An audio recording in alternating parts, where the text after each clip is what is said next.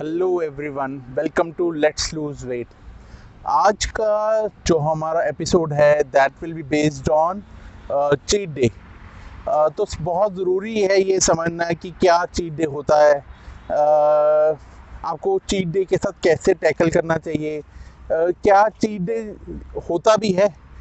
तो आज इसी के ऊपर सारी डिस्कशन करेंगे, क्योंकि जब वेट लॉस आप करते हैं तो यूजली जो वेट लॉस होता है वो बहुत ही ज़्यादा बोरिंग और मोनोटनस होता है, क्योंकि आप एक ऐसी डाइट कंज्यूम कर रहे होते हैं, आप ऐसा फूड कंज्यूम कर रहे होते हैं जो यूजली बकबका होता है और जिसमें कि मीठा नहीं होता, जिसमें आपका फैटी फूड नहीं होगा, कोई तला होगा नहीं, तो ये सब चीज़ें अवॉइडेड होती हैं।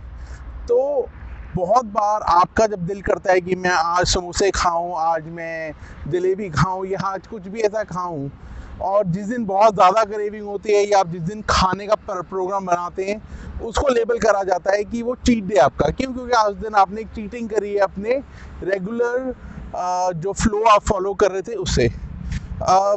पर समझने की बात ये है कि क्या एक्चुअली में कोई चीज़ होती है चीट डे।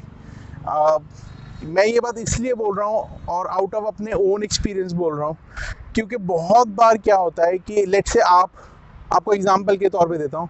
लेट से आपने किसी रेस्टोरेंट से कढ़ाई पनीर या कढ़ाई चिकन लिया और साथ में नान लिया या तंदूरी रोटी ली या आपने कोई पराठा लिया, एंड आपने अगर उसमें लेट से एक 3-4 पीस या 5-6 पीस पनीर के कढ़ाई पनीर में और एक तंदूरी रोटी या एक प्लेन नान, इवन कि एक प्लेन पराठा जिसमें कि ज़्यादा घी वगैरह नहीं है, और वो लिया, और उसकी टोटल जो कैलोरी काउंट है या टोटल जो फैट है या टोटल जो उससे आपको एनर्जी मिलने वाली है कैलोरीज में, और वो लेट से बहुत लो है, लेट से 300 कैलोरी के आसपास हैं, जो कि आपकी एक एवरेज मील जो होती है जब आप डाइट पे भी हैं, और आपकी एवरेज मील जो 300 कैलोरी से लेके 400 कैलोरी के बीच में हवर करती है, जिसे कि बोला जाता है कि एक ऑप्टिमम डाइट का प्लान पार्ट ऑफ होता है, उसी कैटेगरी में फॉल करे और आप अपने ब्लड को ज़्यादा इंसुलिन स्पाइक ना दें और आप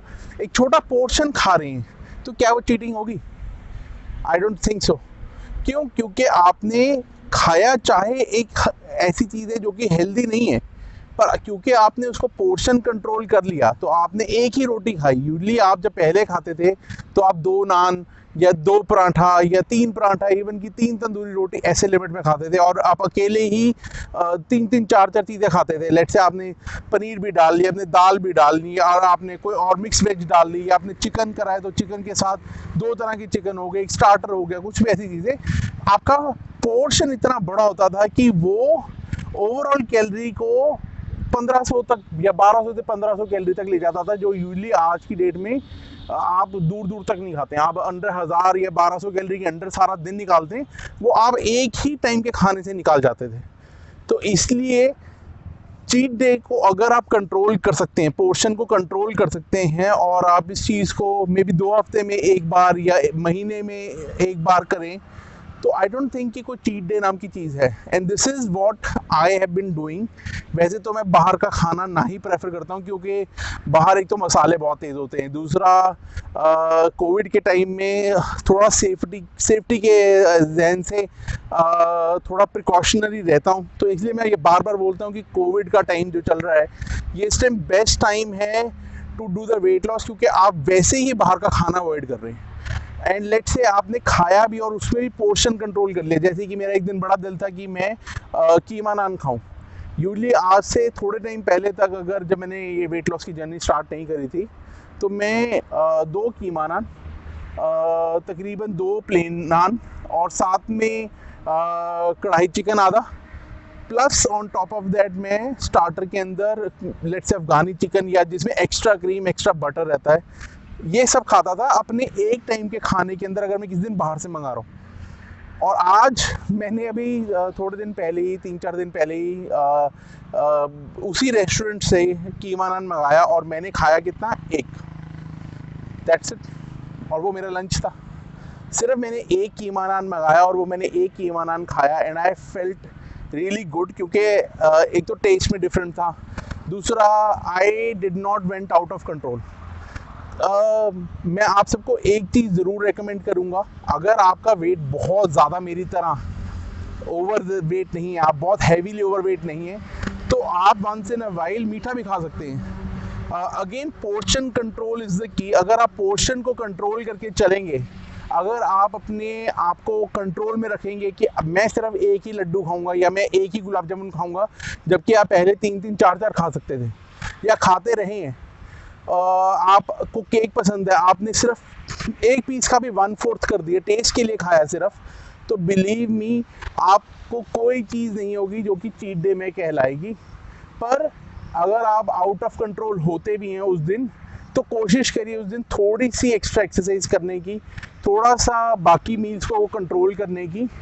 और अगर आपका कहीं जाने का सीन है अपने रिलेटिव्स के यहाँ पे, कहीं भी कुछ ऐसा सीन है जहाँ आपको पता है आप मना नहीं कर पाएंगे, हो सकता है आप वहाँ पे दिन में 2 बार या 3 टाइम भी चाय पिए, ऐसी जगह पे कोशिश करिए कि आप बाकी टाइम की मील अवॉइड करें और वो दिन को रिपीट ना होने दें, ज़्यादा दिनों में मत बनने दें। महीने में अगर एक दिन ऐसा होता है या 2 दिन भी ऐसे होते हैं तो it is not a problem. कोशिश करिए अगर आप अपने रिश्तेदारों के भी जाते हैं, एक रोटी खा लीजिए, वो इंसिस्ट करें तो 2 रोटी खाइए, पर मेक श्योर कि अगर आप वहाँ एक टाइम का खाना खा रहे हैं तो दूसरे टाइम का खाना आप घर आके अवॉइड कर दें, या उस टाइम दूसरे टाइम में आप सिर्फ वेजिटेबल्स खाएं या उबले अंडे ले लें, या फिर एग की भुर्जी या अंडा कुछ भी ऐसा बना सकते हैं जिसमें एग वाइट हो।